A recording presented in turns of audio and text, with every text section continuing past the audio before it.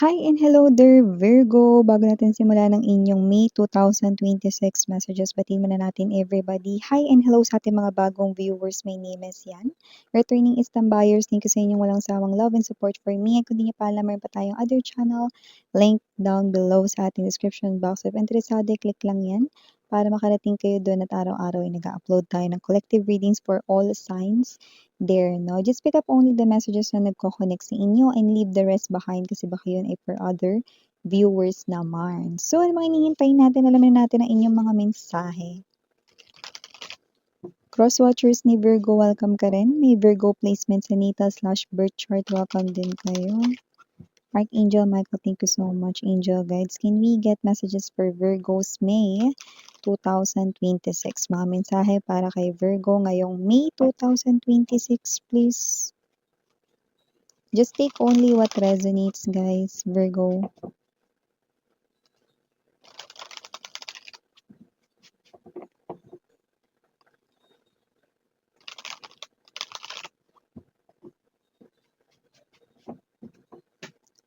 Okay, so let us see.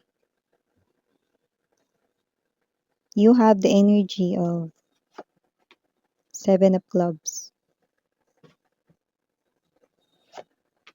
Queen of Diamonds, Five of Diamonds, Jack of Hearts, Three of Diamonds, Jack of Clubs. Bottom of the deck, we have the Hermit or the Nine of Diamonds, the Eight of Hearts, and the Strength.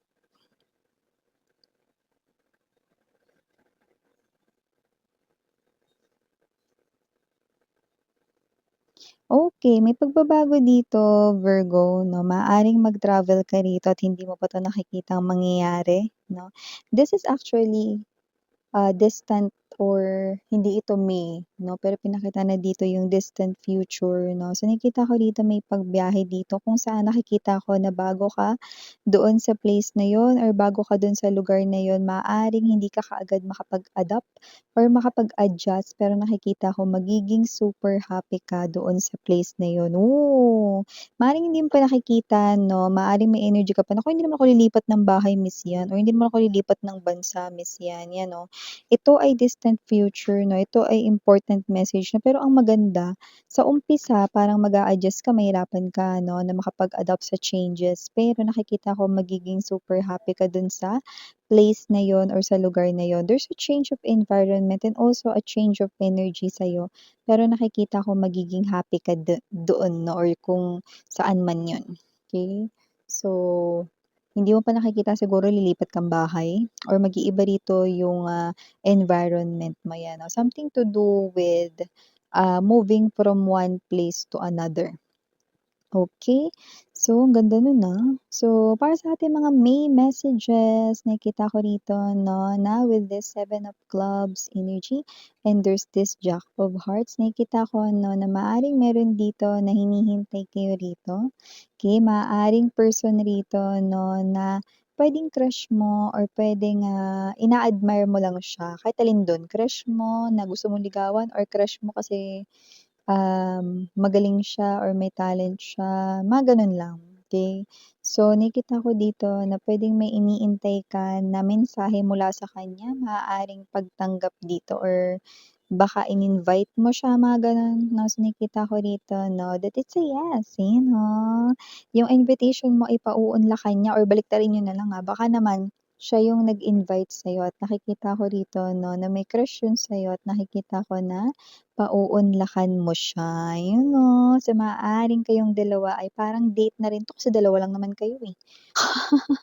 Parang gano'n na rin, 'di ba? So, nakikita ko rito, 'no, na itong person na 'to will be so happy sa araw na iyon, 'yan, 'no?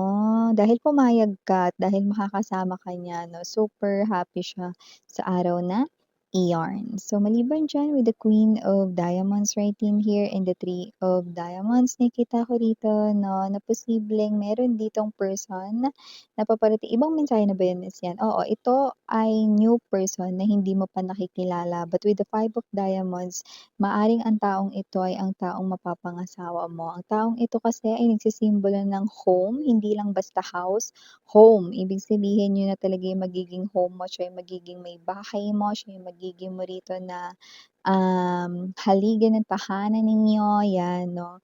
Yung future spouse mo, nakikita ko na ang taong ito ay punong-puno ng pagmamahal 'no, sa kanya rito 'no, na what's this, energy, 'yan at nakikita ko na very loving siya. Nakikita ko rin na itong person na 'to 'no, hindi pera ang habol niya sa'yo kundi talagang mamahalin ka nito ng tapat at totoo. Kasi may pera rin naman siya, yun oh, bongga.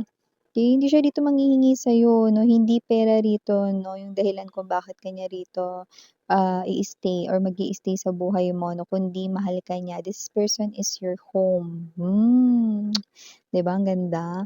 So, maliban din dun, may isa pa ako nakukuhang mensahe dun Virgo with this Queen of Diamonds din, maaaring ito na hindi mo rin nakikita pero mukhang ginagalingan mo sa ginagawa mo.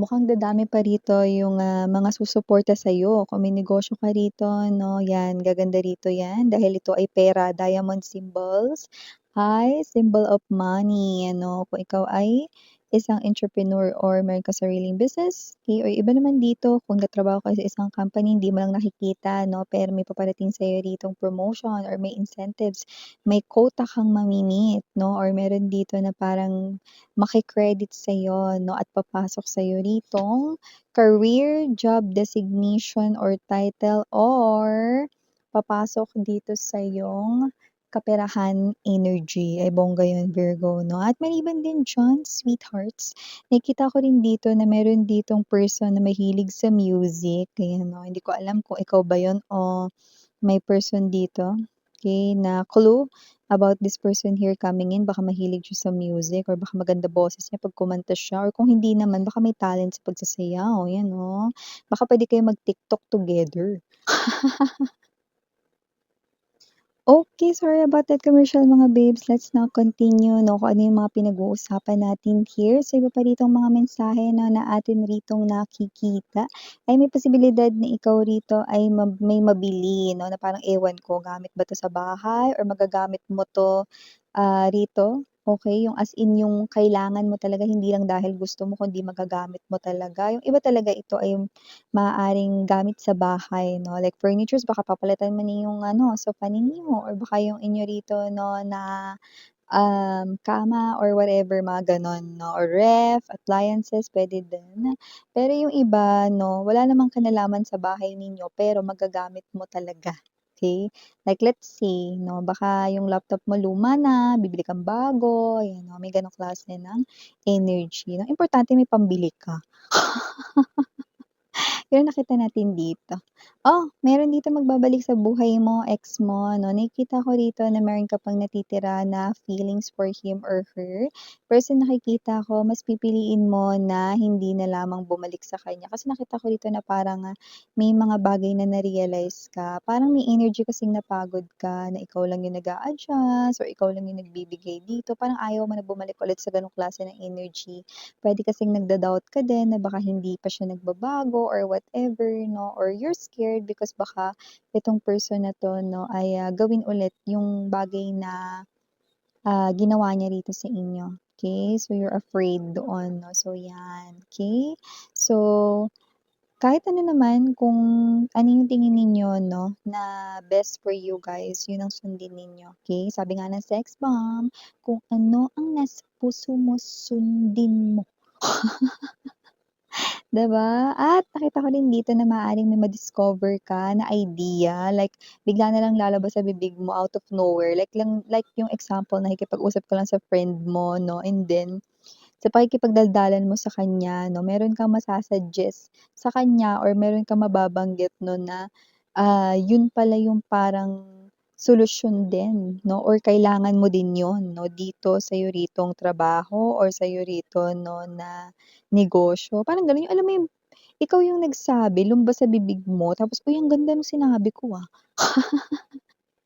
Parang puwede kong i-apply 'to dito, eh, ano. So, whatever the case may be, nakita ko rito na pakikinabangan mo dito, ano man yung parang sa'yo din mismo manggagaling 'no. It is an idea, a concept 'no, or something here na, unexpected 'no, yung bigla mo nalang nabanggit tapos, "Uy, oh, tama yun nga talaga dapat yun." 'Yan 'no, it's like hitting two birds in one stone 'no, kasi puwedeng yung suggestion mo na yun baka advice yun 'no, para sa friend mo, natulungan mo na yung friend mo, nakinabang ka pa.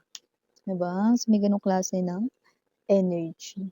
O nakakita rin ako rito, ng options when it comes to ewan ko puwedeng tao ito, puwede rin naman po na dalawang, pagpipilian, eh. Iba kasi dito parang naghahanap kasi kayo rito ng work, 'yan 'no, maaaring may dalawa kayo ditong pagpilian, okey? So, nakikita ko rito na parehas naman rito na maganda yung benefits diyaan. So, baka dun na lang magkatalo-talo 'no, sa labanan sa pamasahe 'no, mahal ng gas. O kaya baka meron ka ditong mas i-consider 'no, like let's say yung conveniency, mga ganyan 'no. May mga malapit bang kainan, mga gano'n 'no. Kasi dito nakita ko 'no, ang ganda parehas ng benefits nila, okey. Pero dun na lang talaga magkakatalo-talo sa conveniency, 'yan 'no. Ano-ano ba yung mga nasa paligid 'yan 'no, 'di ba? Sa mga gano'ng klase ng energy. And also, nakakita rin ako dito ng energy 'no, na meron ditong, um message kung saan maaaring maging emosyonal ka, 'yan 'no.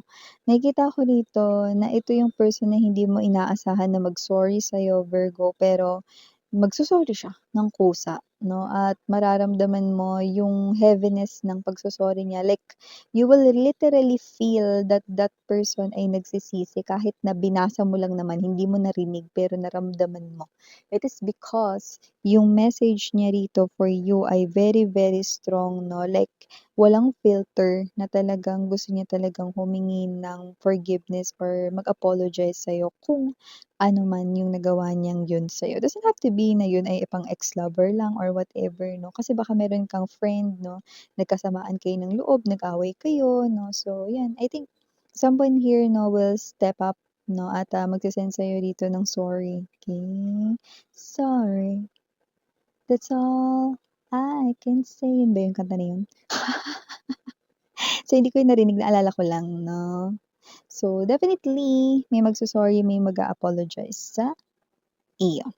O maliban diyan, Virgo, may mga anak ka ba? Nakikita ko rito 'no na na kung wala kang anak 'no, possible na meron ditong pregnancy. So, kung hinihintay mo magkaroon ng baby, it's a good news for you guys. At kung may anak ka naman, nakikita ko rito 'no, lalo na kung dalawa yung anak mo, eh, nakikita ko rito na parehas sila rito na magkakaroon ng magandang buhay, okey?